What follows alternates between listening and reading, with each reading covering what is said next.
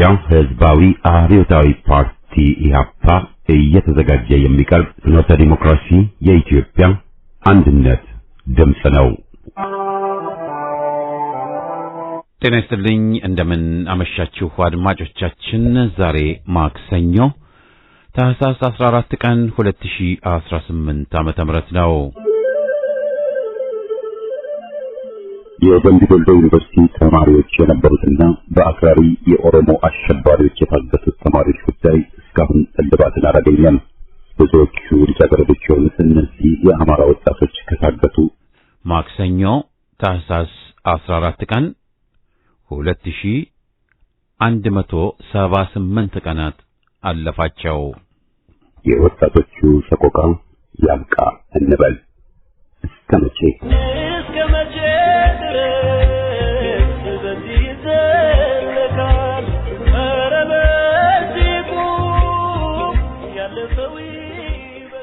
በቅድሚያ ዜና በማስከተልም ኬኛ ሲበዛ የያዙትንም ማጣት ይመጣል በሚል ርዕስ ከፍኖተ ዴሞክራሲ ዝግጅት ክፍል የቀረበ ሀተታ እናሰማለን።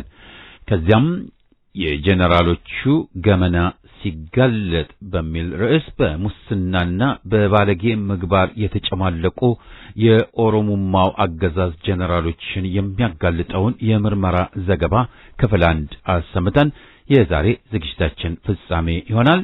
በቅድሚያ ግን ዜና።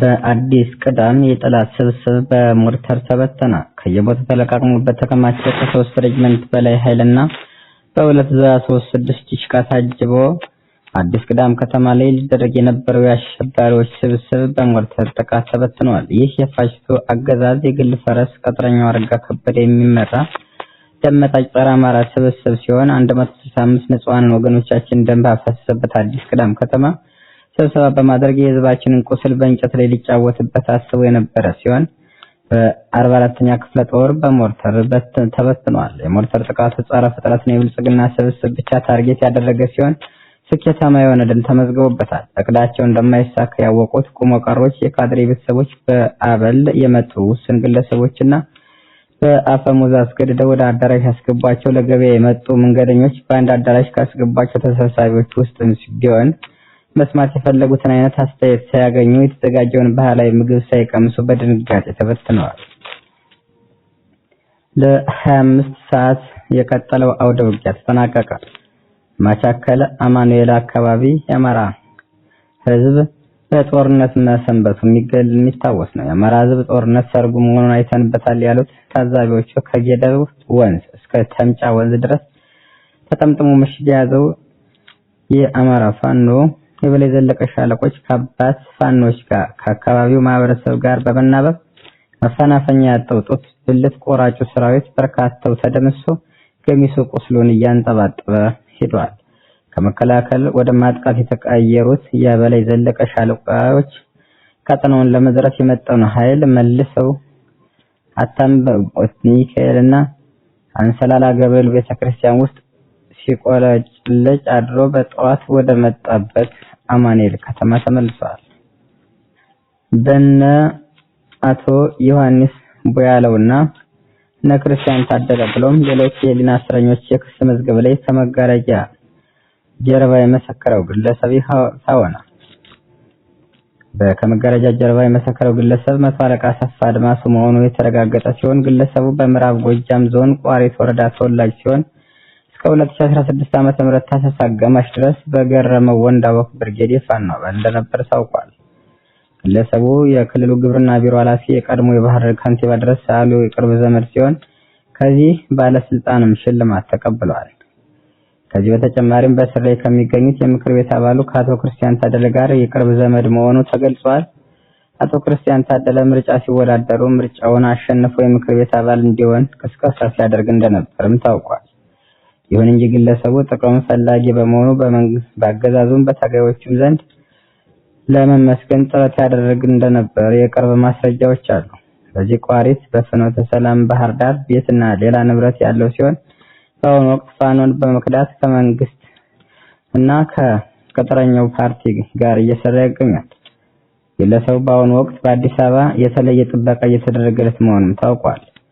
ግለሰቡ ቅጥረኛው ፍትህ የሚባለው ተቋም ቃል በገባውና እኛ ባልን መሰረት አልመሰከርክም፣ ይህንን ያደረከው ደግሞ ከተከሳሽ ጋር ተደራድረህ ነው የሚል ዛቻና ማስፈራሪያ እንደደረሰበት እንደሆነ ታውቋል። ከመጋረጃ ጀርባ የመሰከረው ይህ ግለሰብ ሊታሰርና ክስ ሊመሰረትበት እንደሚችልም ተገልጿል። የዕለቱ ዜና በዚያ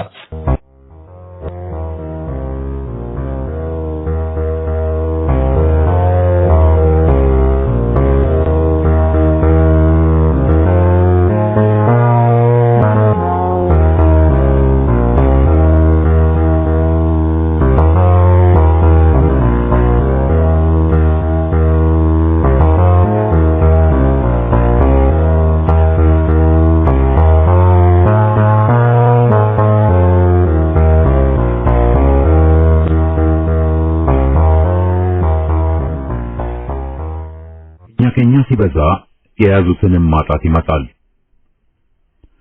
ተረኞቹ ዘረኞች የስግብግብ ናቸው። አጎል ብልጥ ዝንጀሮ ሙዙን ከጉያ ይዞ አምጡ ጨምሮልኝ ባይ ቀስ በቀስ ሲንፏቀቁ ቆይተው ደረስን በሚል ስሜት ምንም ሳያፍሩ አዲስ አበባ የኛ ንብረት ነው ብለው በይፋ መለፈፉን ተያይዘዋል።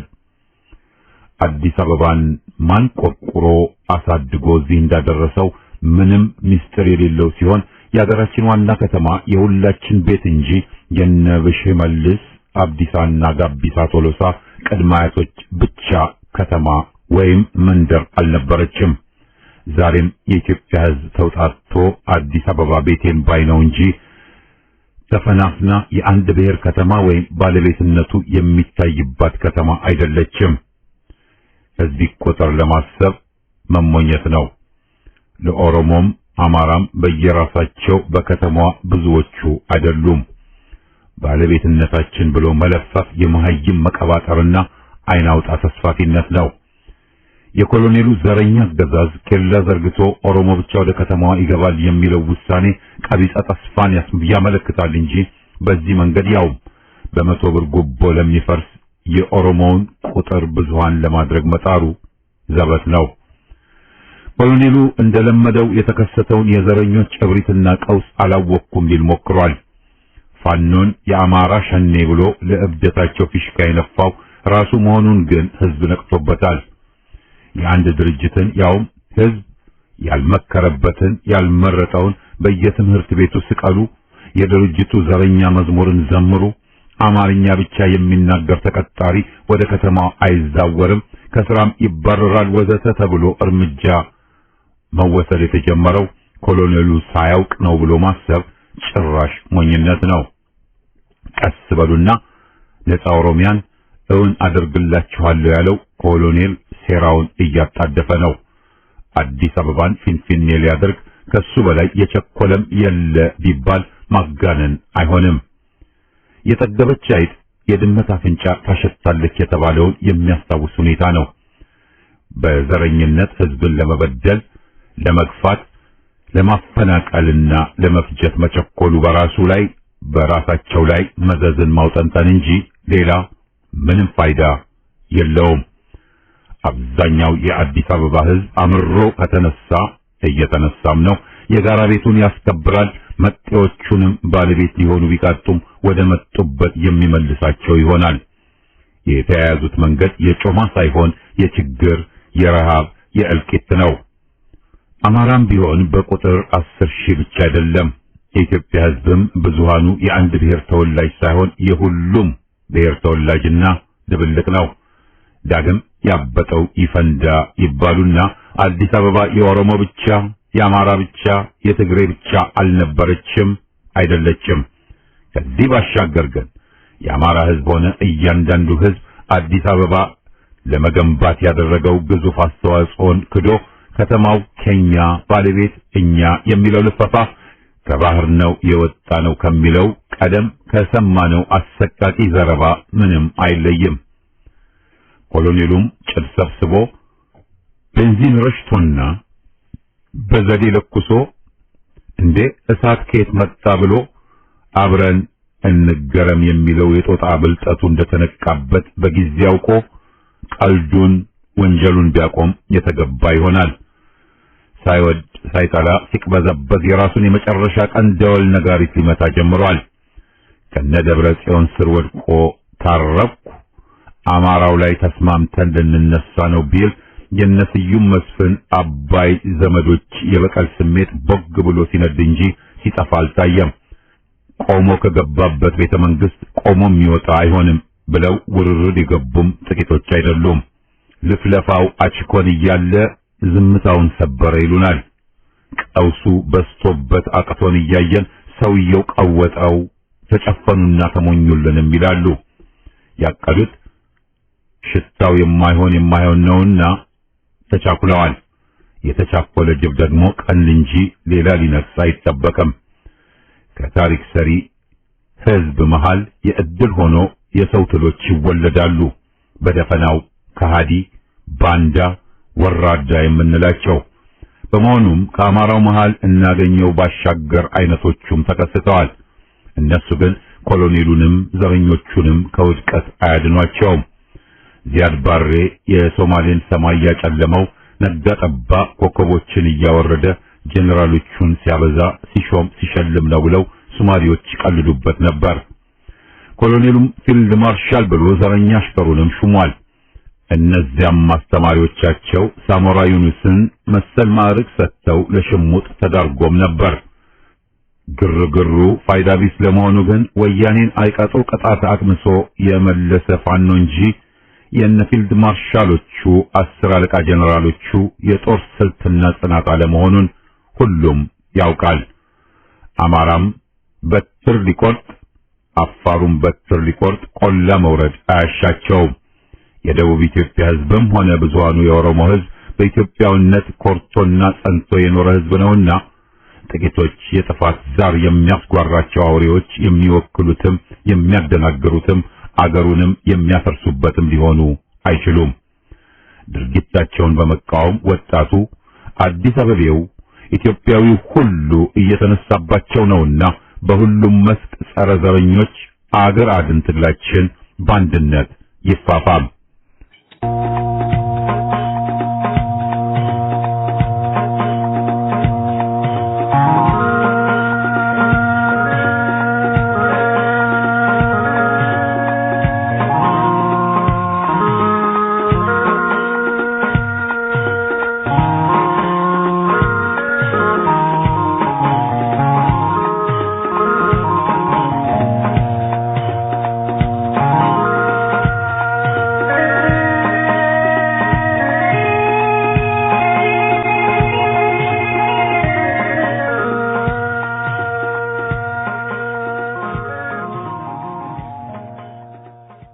የዘረኛውና ተረኛው ኦሮሞማ ጄኔራሎች ገመና ሲጋለጥ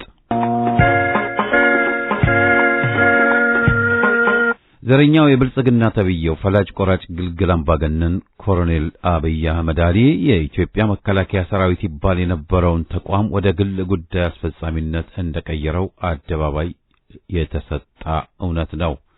በግልገል አምባገነኑ ይሁንታ ልቅ የሆነ የዘረፋ መብት ያገኙት የብልጽግና መለዮ ለባሽ ጄኔራሎች የጠረፍ ኮንትሮባንዲስቶችና የመሃል አገር ደላላዎች ሆነዋል። ጄኔራሎቹ በግላቸውና በቡድን በኢትዮጵያ ምድር የሚያካሂዱት ዘረፋ እንደተጋነነው ማዕረጋቸው ከዚህ ቀደም በኢትዮጵያ ምድር ተሰምቶና ታይቶ የማይታወቅ ደረጃ ላይ ደርሷል።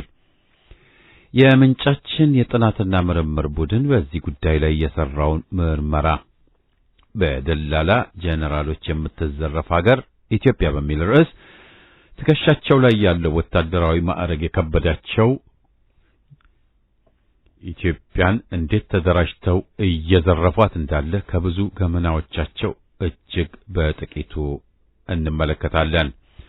የመረጃው የጥናትና ምርምር ቡድኑ በሚከተሉት 7 ጄኔራሎች ማለትም ብርሃኑ ጁላ ገለልቻ፣ ዓለምሸት ደግፌ ባልቻ፣ ይልማ መርዳሳ ኛጳ፣ አበባው ታደሰ አስረስ፣ ጌታቸው ጉዲና ሳልቫና፣ መሐመድ ተሰማ ገረመው፣ ብርሃኑ በቀለ በዳዳ የተመለከቱትን የሚመለከት ነው። የመረጃ ጥናት መነሻ ሐሳብ ክፍል 1 የኢትዮጵያ መከላከያ ሰራዊት በሚል ይጠራ የነበረው ተቋም በአሁኑ ሰዓት በአዋጅ ከተቋቋመበት ዓላማ ውጭ ዋና አገልግሎቱ የኦህዴድ ብልጽግና ፓርቲ ወታደራዊ ክንፍ ከዛም ዝቅ ብሎ የግልገሉ አምባገነን ስልጣን አስጠባቂና ጉዳይ አስፈጻሚ ሆኖ ይታያል። የኢትዮጵያን የግዛት አንድነት ማስጠበቅ፣ ሉዓላዊነቷን ማስከበር ተቀዳሚ ተልእኮዎቹ ቢሆኑም ይህ ኃይል ተቋማዊ ተልእኮውን ጥሎ የአንድ ግለሰብ ወንበር ጠባቂ ሆኗል። ይህን የሚያስፈጽሙት ደግሞ አንድም ጊዜው የኛ ነው በሚል እብሪት በተረኝነት ስሜት አገር በጅ ያሉ የኦሮሞ ተወላጅ ጀነራሎች ሲሆኑ ሌሎቹ ደግሞ በአመዛኙ የአማራና የደቡብ ተወላጅ የሆኑ በሆዳቸው የወደቁ አገር አፍራሾች ናቸው። ለዚህ ውለታቸው ከአቅምና ብቃት ጋር ያልተያያዘ ሹመቶችና ጥቅማ ጥቅም ማግኘት እንዲሁም የጀነራሎቹን ታማኝነት የገዛው ነፃ የዘረፋ መብት ተሰጥቷቸው በከፍተኛ ዘረፋ ላይ ተሰማርተዋል። ዘረኛው ኮሎኔል የኢትዮጵያን መከላከያ ሰራዊት ይባል የነበረውን ተቋም ወደ ግል ጉዳይ አስፈጻሚነት የቀየረበት ጀነራሎቹ የተሰጣቸው ልቅ የሆነ የዘረፋ መብት ምን ይመስላል? የግል ጀነራሎቹ የፖለቲካ አመለካከትና አሁናዊ ሚና ምንድነው? የሚሉትን እንመለከታለን። በዛሬቱ ኢትዮጵያ ኮሎኔሉ አገር በጀ ብሎ እንዳሻው የሚያደርግበት ሁኔታ ውስጥ የሰውየው የግል አገልጋይ የሆኑ ሁሉ ልቅ የዘረፋ መብት አላቸው። በየትኛውም የኢኮኖሚ ዘርፍ ገብተው መዝረፍ ይችላሉ። ነገር ግን እያንዳንዷ የዘረፋ ሬኮርዳቸው በአብይ አህመድ እጅ ይገባል። እነዚህ የዘረፋ ሬኮርድ ማስረጃዎች ዘራፊዎቹን እስከ መጨረሻው ድረስ የኮሎኔሉ እግር ስር የማይጠፉ ታማኝ የግል አገልጋዩ እንዲሆኑ ያስገድዳቸዋል። በሲቪሉም ሆነ በወታደራዊው ዘርፍ ያሉ የኮሎኔሉ ታማኝ አገልጋዮች ከጥቅም አንጻር ነፃ የዘረፋ መብት አጎናጽፏቸዋል። ከታማኝነት አኳያ ደግሞ እንደ ግል አዳኛቸው እንዲቆጥሩት የሚያስገድድ መረጃ እጁ ላይ አለ። የዘረኛው ኮሎኔል የብልጽግና ወንጌል የስልጣን ህግጋት ውስጥ አንዱ ይህ ነው።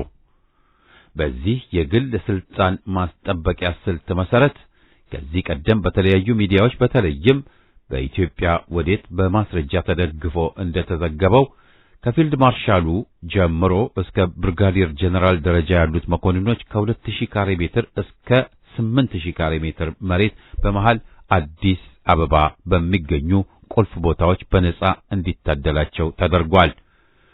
ይህ በመከላከያ ሰራዊት የጀነራል መኮንኖች ጥቅማ ጥቅምን የሚመለከተው የማስፈጸሚያ አዋጅ ላይ ከተቀመጠው ውጭ የተተገበረ ሲሆን ከዚህኛው ጥቅማ ጥቅም ውጭ የኮሎኔሉ ጀነራሎች በኢትዮጵያ ነጻ የዘረፋ መብት ተሰጥቷቸዋል። ይህ ነጻ የዘረፋ መብት በሁሉም የኢኮኖሚ መስክ እጅን ከማስገባት አልፎ ባለሀብቶችንና ሲቪል ባለስልጣናትን ማገናኘት የድለላ ስራን ይጨምራል። በምርመራ ስራችን በደረስንበት ግኝት መሰረት የአብይ አህመድ የግል ጀነራሎች በመሬት ኢንቨስትመንት ፈቃድ፣ በሪል ስቴት፣ ማዕድን፣ ጉምሩክ የተያዙ ዕቃዎችን በማስለቀቅ ከቀረጥ ነጻ የምርት ዕቃዎች እንዲገቡ ደብዳቤ በማጻፍ መሳሪያ ንግድን ጨምሮ በተለያዩ የኮንትሮባንድ ዘርፎች ወዘተ የድለላ ስራና የቀጥታ ተሳትፎ ንግድ ያደርጋሉ። ለድለላ ሚናቸው ትልልቅ ኮሚሽኖች ከባለ ሀብቶች ይቀበላሉ። ከአብዛኛዎቹ ባለ ሀብቶች ጋር አክሲዮን ገብተው በጋራ የሚሰሩበት ሁኔታም ተፈጥሯል። በግዙፍ የአራጣ ብድር ለባለ ሀብቶች የሚሆን ብድር ለማስለቀቅ የፖሊሲ ባንኮችን ደውሎ በማዘዝ ሲሚንቶና ብረት በማከፋፈል ወዘተ የቀጥታ ንግድና የድለላ ሥራ ውስጥ ተሰማርተዋል። በሚና ወረድ ያሉት ቢራ ማከፋፈል ንግድ ውስጥ ገብተዋል። በማዕረግም ሆነ በዛሬዋ ኢትዮጵያ የአብይ አህመድ የግል ጀነራሎች ያልተሰማሩበት የቢዝነስ ዘርፍ ሲባል የውጭ ካምፓኒ የኢንቨስትመንት ጉዳይ ማስፈጸም፣ በኔትወርኳቸው የደህንነት ከለላ በመስጠት ከሲቪል ባለስልጣናት ጋር በማቀራረብ ከፍተኛ የኮሚሽን ተከፋዮች እስከ መሆን በመድረሳቸውም ጭምር ነው።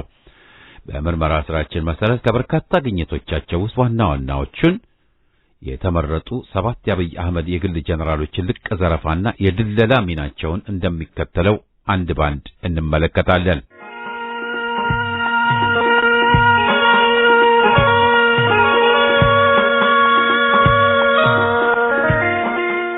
አንደኛ፣ ብርሃኑ ጁላ የተረኝነቱ የክብር ዘብ። ሙሉ ስሙ ብርሃኑ ጁላ ገለልቻ ይባላል። እሱ በሚመራው ተቋም ውስጥ የሚፈጸሙ ዘረፋዎች በአመዛኙ ሊባል በሚችል ደረጃ በእርሱ ዕውቅና የሚፈጸም ከዘረፋው የጥቅም ድርሻ የሚወሰድበት ነው።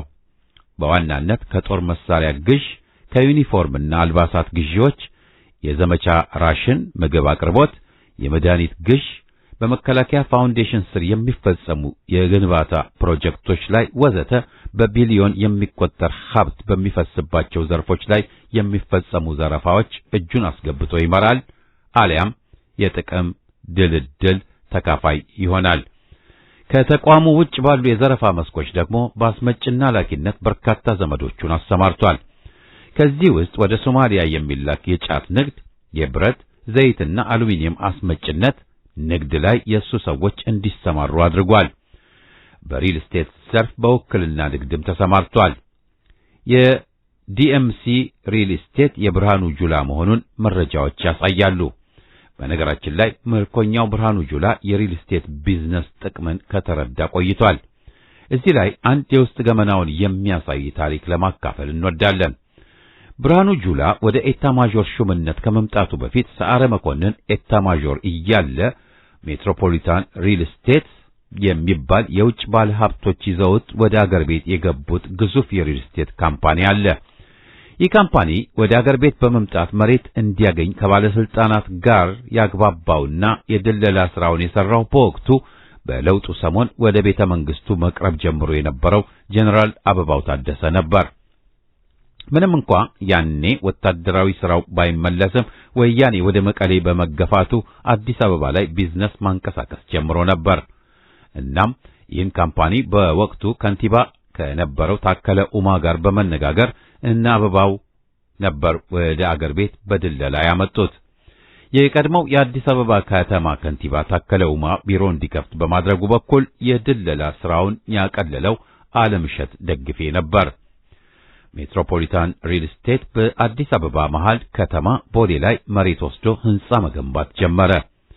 በዚህ ሂደት ውስጥ በኢትዮጵያ ሁኔታዎች ተቀያይረው ብርሃኑ ጁላ ኤታ ማዦር ለመሆን በቃ። የሪል ስቴት ካምፓኒው በወሰደው መሬት ላይ የገነባው ህንጻ 7ኛ ፎቅ ሲደርስ ብርሃኑ ጁላ በመከላከያ ሰራዊት ተቋም ስም ግንባታው እንዲቆም አደረገ። በወቅቱ ይህን ተልእኮ ያስፈጸመው ኮሎኔል ወንደሰን የሚባል በመከላከያ ውስጥ የመረጃ ክፍል ሲኒየር ኦፊሰር የሆነ ሰው ነበር ደብዳቤውን የጻፈው። በብርሃኑ ጁላ ትዕዛዝ በተለምዶ ቦሌ ሩዋንዳ ሰፈር ተብሎ በሚጠራው አካባቢ ከጀርባው የጅቡቲ ኤምባሲ ያለ በቤት ፈላጊ ገዢዎች ቅድመ ክፍያ ተከፍሎበት የተሸጠ ህንጻ በጎን ሰዎችን ልኮ ለኔ ካልሸጣችሁልኝ እግዱ አይነሳም በሚል በማስፈራራት የህንጻ ግንባታው እንደቆመ እንዲቀር አድርጓል። ሜትሮፖሊታን ሪል ስቴት ወደ አገር ቤት ገብቶ የግንባታ መሬት ከማግኘት ጀምሮ በእነ ብርሃኑ ጁላ የተፈጸመበትን ግፍ በገንዘብ ለመደራደር ብሎ ያወጣው ገንዘብ 65 ሚሊዮን ብር መሆኑን ከውስጥ ምንጮቻችን አረጋግጠናል። በዚህ ሂደት ውስጥ ጀነራል አበባው ታደሰ ከድለላ እስከ ሽምግልና ድረስ ተሰማርቶ ከካምፓኒው በሚሊዮን የሚቆጠር ገንዘብ ወስዷል። ካምፓኒው ከ65 ሚሊዮን ብር በላይ ለሙስና ቢያወጣም እስካሁን መሬቱንና ጅምር ህንጻውን ማስመለስ አልቻለም። ሜትሮፖሊታን ሪል ስቴት ይህን ሳይት መገንባት ካቆመ 3 ዓመታት አልፈዋል። ብርሃኑ ጁላ በአዲስ አበባ በስጦታ ብቻ የተበረከተለት 3500 ካሬ ሜትር ቦታ እንዳለው ይታወቃል። በወዳጅ ዘመዶቹ ህልቆ መሳፍርት መሬትና ሀብት አካብቷል። ነገር ግን እንደ ሕፃን ልጅ በሰው ልጅ ላይ ያየውን ነገር ሁሉ የሚመኝ በመሆኑ ሜትሮፖሊታን ሪል ስቴት የገዛውን መሬትና ጅምር ህንጻውን ለመንጠቅ በማሰብ ግንባታው እንዲቆም አድርጓል። ለዚህም ነው ኦህዴድ ከሚውጠው በላይ የሚያላምጥ ስግብግብ ኃይል ነው የሚባለው። የብርሃኑ ጁላ ፋይል ከመዘጋቱ በፊት ባለፉት 6 ዓመታት የሚመሩ የኦሮሞ ገዢዎች የኢትዮጵያን አገረ መንግስት እንደታየው በአብይ እንደገና የመከለስ የመሸንሸን የመበወዝ ፕሮጀክት ውስጥ ገብተዋል። ዓላማቸው ለኦሮሞማ የአገር ምስረታ ፕሮጀክት በሚያመች መልኩ ከኢትዮጵያ ይልቅ በኦሮሞ ላይ ትኩረት ያደረገ ነው። በዚህ ፕሮጀክት ላይ ብርሃኑ ጁላ ሚናው የላቀ ነው። እርሱ የሚመራው መከላከያ ሰራዊት የሚባለው የኦህዴድ ብልጽግና ወታደራዊ ተቋም በመቶ ሚሊዮን የሚቆጠር ገንዘብ በማውጣት የበጀት ድጋፍ አድርጓል። ኦሮሞ ክልል ተብየውን ከሚያዋስኑት የደቡብ ክልል ዞኖች ላይ መሬት ነጥቆ ለመስፋፋት የያዘው የስቴት ፎርሜሽን ኦሮሚያ ግንባታ ድብቅ ዕቅድ እንዲያመች ደቡብ ክልል ተብየውን ቢያንስ 4 ቦታ መበታተን አስፈላጊ መሆኑን ኦህዴድ አምኖበት ይህን ዕቅድ ለማስፈጸምም በአባዱላ ገመዳ ሰብሳቢነት ኮሚቴ ተዋቅሮ አተገባበሩን በተመለከተ መከላከያ ጥናት እንዲያካሂድ ኃላፊነቱ ለብርሃኑ ጁላ ተሰጥቶት በመሰራት የነ ብርሃኑ ጁላ የጥናት ውጤት ደግሞ መጀመሪያ በነጃዋር መሐመድ የጨበራ ሬፈረንደም ከተነጠለው ሲዳማ ሌላ ደቡብ እንዴት 3 ቦታ እንደሚከፋፈልና እነማን የትኛው ውስጥ እንደሚካተቱ ጭምር ዘርዝሮ እንዳቀረበ ይታወቃል። መከላከያ ሰራዊት በኢትዮጵያ የተተከለውን ብሔር ተኮር የፌዴራል አስተዳደርን እንደገና ለመከለስም ሆነ እንደ አዲስ ለማዋቀር የሚያስችል ጥናት ለማድረግ የሰው ኃይልም ሆነ አደረጃጀት እንደሌለው ይታወቃል። የተቋቋመበት አዋጅም ይህን አይፈቅድም። ነገር ግን ተረኝነቱ በፈጠረው ዕድል ለኦህዴድ ብልጽግና የሚሳነው ነገር የለም። ደቡብ ክልልን ለመተርተር የተደረገው ጥናት በበጀት የመራው ደግሞ ምርኮኛው ብርሃኑ ጁላ ገለልቻ ነው። በእርግጥ ይህ ሰው ከኢሳት ቴሌቪዥን ጋር ባደረገው ቃለ መጠይቅ ኦሮሞ ስልጣን የያዘው ተራውን ጠብቆ ነው የሚል መልስ በመስጠት የተረኝነቱ የክብር ዘብ መሆኑን በይፋ መስክሯልና ከዚህ በላይ ማድረጉ የሚጠበቅ ነው። ብርሃኑ ጁላ የተረኝነቱ የክብር ዘብ ነው የመባሉን እውነታ ከዘረፋና መዋቅራዊ አግላይ ጠቅላይነት ባሻገር ትከሻው ላይ የከበደውን ማዕረግ ትርጉም በመስጠት ነው። በኢትዮጵያ ምድር በአገር ውስጥ ከአገር ውጭ የሚገኙ የወታደራዊ ትምህርት ተቋማት የሰለጠኑ በአየር፣ በባህር፣ በሜካናይዝድና በእግረኛ የተቀናጀ ውጊያ ያካሄዱ እና የመሩ ስመጥር ጀነራሎች በየጊዜው ተከስተዋል። በዛችኛዋ ኢትዮጵያ ለብዙ ዘመናት እንኳን ፊልድ ማርሻል ሙሉ የጀነራልነት ማዕረግ የነበራቸው ወታደራዊ መኮንኖች አልነበሩም። ይህ የሆነበት ምክንያት የዘመኑ አገር መሪዎች ንፉጎች ስለሆኑ አልነበረም። የፊልድ ማርሻልነት እና የሙሉ ጀነራልነት ማዕረግ ከገበያ እንደሚገዛ ርካሽ ስጦታ የማይታደል ውድና ክብር ያለው ማዕረግ መሆኑን ስለሚያውቁ ብቻ ነበር። በአፄ ኃይለ ሥላሴ በደርግና በወያኔ ዘመን አንድም ፊልድ ማርሻል አልነበረም። በአፄ ኃይለ ሥላሴ ዘመን አንድም ሙሉ ጀነራል አልነበረም። በደርግ ጊዜ አንድ ሙሉ ጀነራል፣ በወያኔ ዘመን ሙሉ ጀነራልነት ከአንድ ሰው በላይ ተሰጥቶ አያውቅም። አብይ አህመድ ግን በየትኛው ዘመን በኢትዮጵያ መከላከያ ታሪክ በብቃታቸው፣ በችሎታቸው፣ በወሰዱት ስልጠናና በወታደራዊ ታሪካቸው እጅግ ዝቅተኛ ለሆኑ በጦር ሜዳ የተማራኪነት ታሪክ ላላቸው ወታደሮች የተጋነነ ማዕረግ ሲሰጥ የተረኝነቱ የክብር ዘብ አድርጎ ያስቀመጠው ብርሃኑ ጁላን በታሪክ ሽሚያ አኳያ አስልቶ ያደረገው ነው። ይኸውም በኢትዮጵያ ታሪክ የመጀመሪያው ፊልድ ማርሻል ኦሮሞ ነው ለሚለው የትርክት ሬከርድ አመችነት የተሰጠ ነው። አብይ አህመድ በጥር ወር 2014 ዓ.ም ባደለው ወታደራዊ ሹመት ለምርኮኛው ብርሃኑ ጁላ ፊልድ ማርሻልነት ከመስጠቱ በተጨማሪ ከ14ቱ ሌተና ጀነራሎች 7ቱ ኦሮሞ ሲሆኑ ከ24ቱ ሜጀር ጀነራሎች 13ቱ የኦሮሞ ተወላጅ ናቸው። የብርጋዴር ጀነራልነቱ ደግሞ ከግማሽ በላይ ለኦሮሞ ተወላጆች መስጠቱ ይታወሳል። ይህን አሳፋሪ ግልጽ የዘረኝነት ተግባር አብይ አህመድ ስልጣኑን ተጠቅሞ ሲፈጽም ዓላማው እነዚህን ወታደራዊ አሻንጉሊቶች እንዳሻው ለመጫወቻነት መጠቀም እንደሚችል አውቆ ነበር። ያሰበው ተሳክቶለት ዛሬ እነዚህ ጀነራሎች የአብይ አህመድ ዙፋን ጠባቂ መጫወቻ አሻንጉሊቶች መሆናቸው ገሃድ ሆኗል።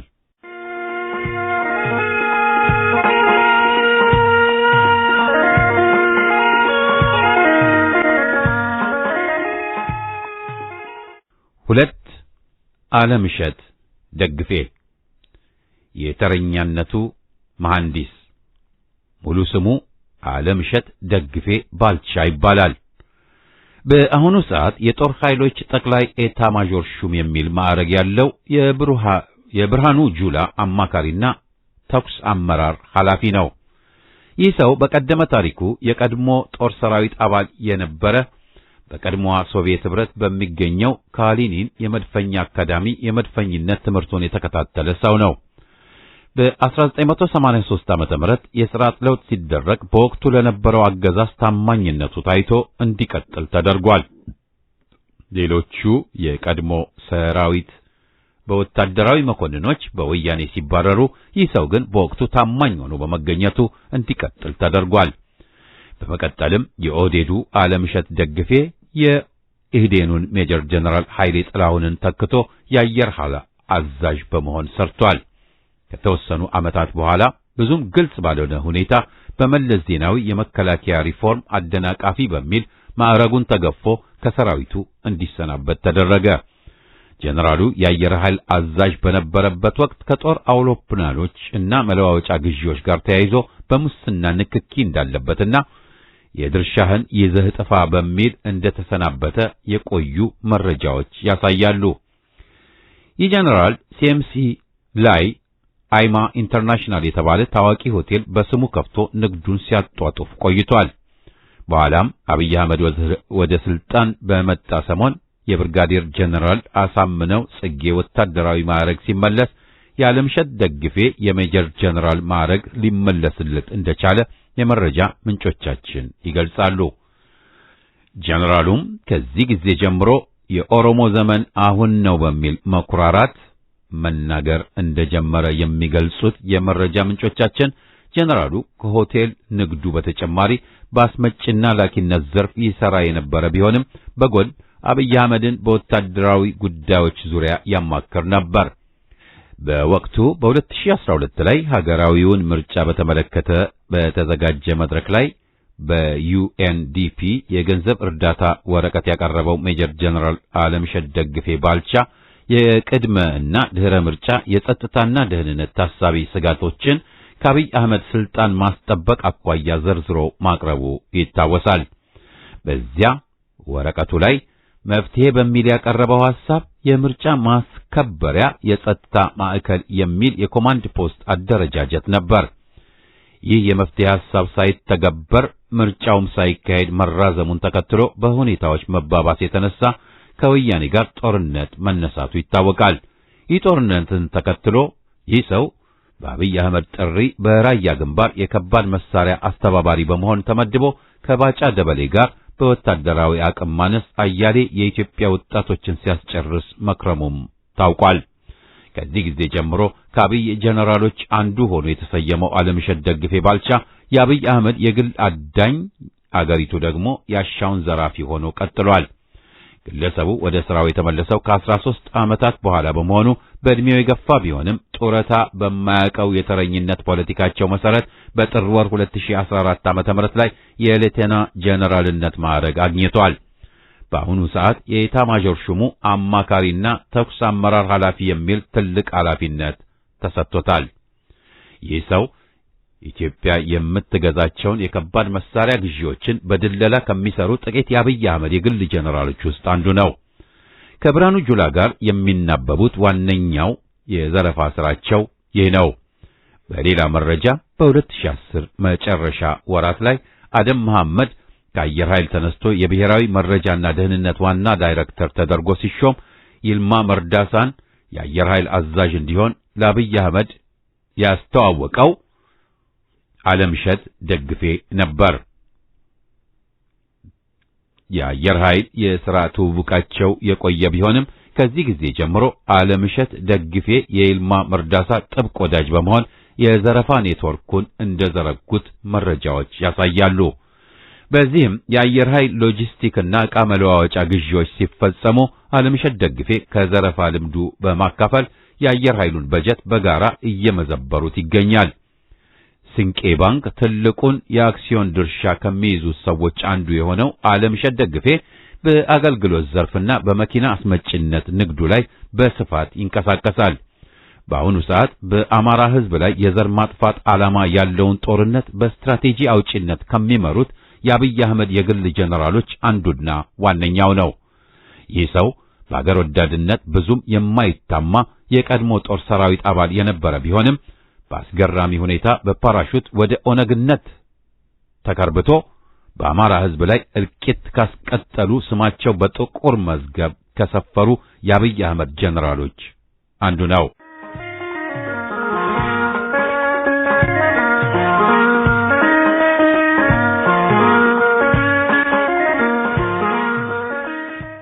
ሶስት ይልማ መርዳሳ ኛጳ የማይታየው ከንቲባ።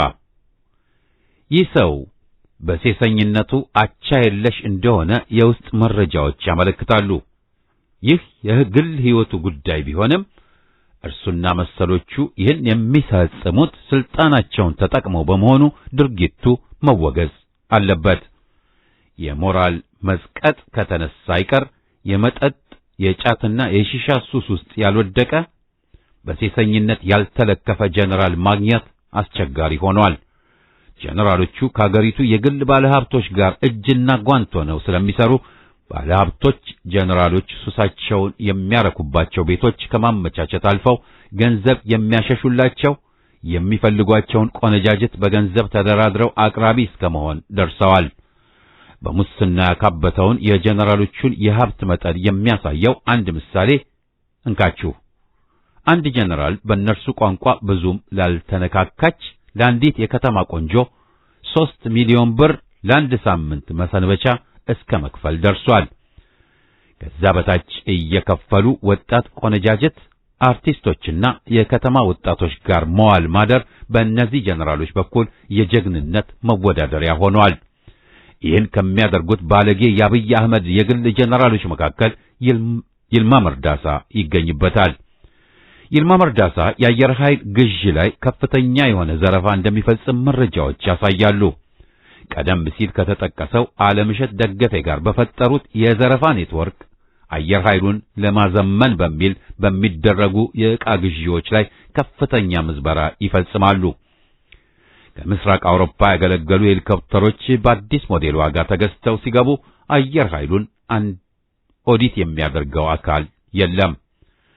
እንደ መረጃ ምንጮቻችን የውስጥ መረጃ ይልማ መርዳሳ በአየር ኃይል ከፈጸማቸው ዘረፋዎች ውስጥ ዋነኛዎቹ ከምስራቅ አውሮፓ ግዥ የተፈጸመላቸው አገልግሎት የሰጡ ሄሊኮፕተሮች፣ አንድ የኤስዩ-30 ተዋጊ ጄት ግዥ፣ ከተባበሩት አረብ ኤሚሬቶች ጋር በተካሄዱ 3 ዙር የአየር ኃይል ልምምድ ከቱርክና ከኢራን የተገዙ ድሮኖች ተተኳሽ ግዥ፣ አየር ኃይሉ ውስጥ በተሰሩ የኮንስትራክሽን ግንባታ ፕሮጀክቶች፣ የአየር ኃይሉ ተዋጊ ጀቶችና ሄሊኮፕተሮች መለዋወጫ ዕቃ ግዥ በሰፊው ዘረፋ የተፈጸመባቸው መሆኑን የደረሱን መረጃዎች ያሳያሉ። ይልማ መርዳሳ ሌላኛውና ዋነኛ የዘረፋ ቦታው የኢትዮጵያ አየር መንገድ ነው። የኢትዮጵያን አየር ኃይልና አየር መንገድ በቦርድ ሰብሳቢነት እንዲመራ ስልጣን የተሰጠው ይህ ሰው በቅርቡ ጊዜ የኤርፖርቱን ሴኩሪቲ በበላይነት እንዲመራ በአብይ አህመድ የተመደበው ጀነራል ብርሃነ በቀለን በመጠቀም ከወርቅ ከሳፋየርና ኦፓል በተጨማሪ የማዕድን እና የዱር እንስሳት ጥበቃ ሚኒስቴር መስሪያ ቤቶች የከለከሏቸው እንደ ዝሆን ጥርስ፣ የነብርና የአንበሳ ቆዳዎች በጀነራሎቹ የግል መኪናዎች ቦሌ አውሮፕላን ማረፊያ አውሮፕላኑ እስከቆመበት ቦታ ድረስ እየተወሰዱ እየተጫኑ ከሀገር በማስወጣት በከፍተኛ የኮንትሮባንድ ሥራ ከተሰማሩ ጀነራሎች አንዱና ዋናው ይልማ መርዳሳ ነው። ይህን ሰው ጨምሮ የተመረጡ ቁልፍ ጀነራሎች ጅቡቲ ወደሚገኘው የዶላር አካውንታቸው የሚያወጡትን ዶላር እንዲሁም ወርቅና ሌላ ውድ ማዕድናት በመከላከያ ሄሊኮፕተር እስከ መውሰድ ሲደርሱ የሲቪሉም ሆነ የአየር ኃይሉ ተቋማት ቁልፍ ሚና ይጫወታሉ። በአዲስ አበባና በኦሮሞ ክልል ተብዬ የተለያዩ ህንጻዎች መገንባት ማከራየት ሌላኛው የይልማ መርዳሳ ቢዝነስ ነው። ለምሳሌ በዱከም ከተማ ለአዋሽ ባንክ ህንጻ ያከራየው ሰው በቅርቡ በደብረ ዘይት አዲስ ሪሶርት አስገንብቶ ጨርሷል። በነገራችን ላይ በመረጃ ምንጮቻችን በኩል ይልማ መርዳሳ የደብረ ዘይት ከተማ የማይታየው ከንቲባ የሚል የምጸት ንግግር ይሰማል። ደብረ ዘይት ከተማ ላይ በእርሱና በዘመድ አዝማዶቹ ስም ሰፋፊ መሬት በመውሰዱ በውስጥ አዋቂዎች ዘንድ የማይታየው የከተማዋ ከንቲባ የሚል ቅጽል ተሰጥቶታል። በዚህ ተገርመን ሳናበቃ በቅርቡ በፈረሱት እንደ ፒያሳ በመሳሰሉ የመሃል አዲስ አበባ መንደሮች ከቻይና፣ ከቱርክ፣ ከህንድ ኩባንያዎች ጋር በሽርክና ባቆማቸው የሪል ስቴት ድርጅቶቻቸው አማካይነት መሬት መግዛት እንዲችሉ ሁኔታዎች ከተመቻቸላቸው የአብይ አህመድ የግል ጀነራሎች አንዱ ይርማ መርዳሳ ነው። ተከታዩን ክፍል በረቡዕ ምሽት ዝግጅታችን ይዘን እንቀርባለን።